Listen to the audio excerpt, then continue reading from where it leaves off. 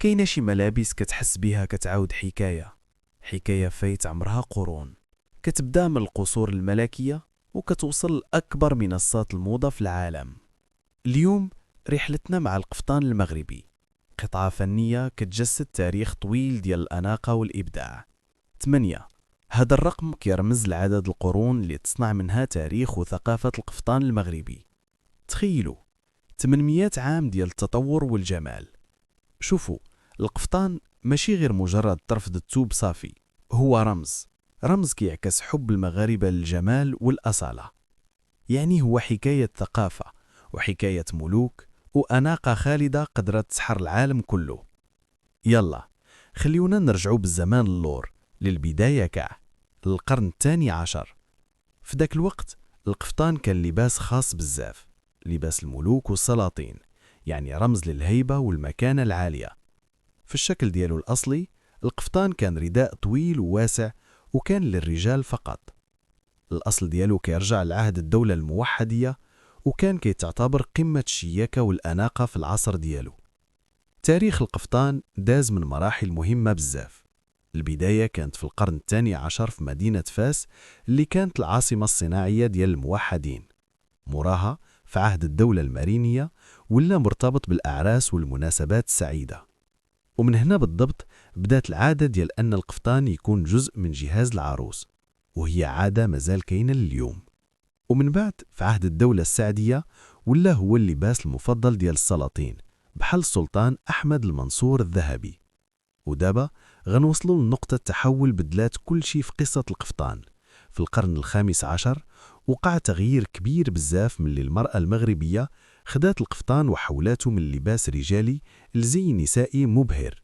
وهنا تفتح فصل جديد تماما في التاريخ ديالو. والشي المثير للاهتمام هو أنه مع هذا التطور بان شكل جديد للقفطان سميتو التكشيطة. التكشيطة اللي كان سميتها شحال هذه المنصورية نسبة للسلطان أحمد المنصور كتختلف على القفطان التقليدي. كيفاش؟ هذه كتكون من جوج بياسات ولا 3 وكتلبس مع حزام كيحدد الخصر سميتو المضمة. طبعا الجمال ديال القفطان ما بقاش محصور داخل حدود المغرب. مع بداية القرن التاسع عشر بدا القفطان رحلة عالمية وسحر قلوب وعقول ثقافات أخرين. أول انتشار ليه كان عن طريق الهجرات للجزائر، والفرنسيين حتى هما عجبهم بزاف لدرجة أن بعض المسؤولين ديالهم كانوا كيلبسوه.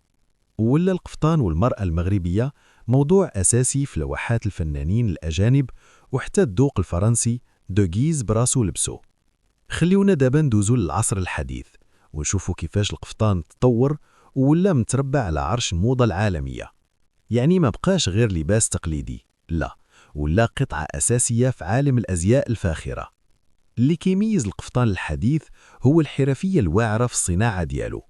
كيتصاوب من أفخر أنواع التواب وكيتزين بالطرز اليدوي الدقيق بحال الطرز الرباطي ولا الفاسي.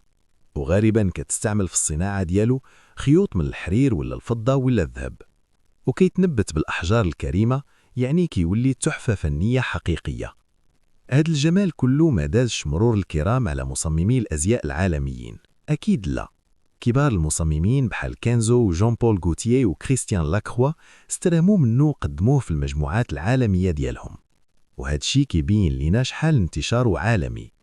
شخصيات عالمية معروفة لبساتو، من أيقونة هوليوود إليزابيث تايلور، وأهداه الحسن الثاني لزوجة بن بلة، للسيدة الأولى السابقة هيلاري كلينتون وميغان ماركل، وطبعا نجمات عربيات كبار بحال أصالة نصري وميادة الحناوي تألقوا فيه. إذن الخلاصة هي أن هذا اللباس الساحر متربع على عرش الملابس التقليدية، وفي نفس الوقت مثبت الوجود ديالو بقوة في أرقى بيوت الموضة العالمية. هو رمز لأناقة المرأة المغربية والقاع العيالات في كل بلاصة. وغنختم بسؤال كيخلينا نفكروا، واش عمرك جربتي تلبس القفطان؟ سؤال كيفتح الباب باش نتأملوا في هذا الإرث العريق اللي كيجمع بين الأصالة والعالمية.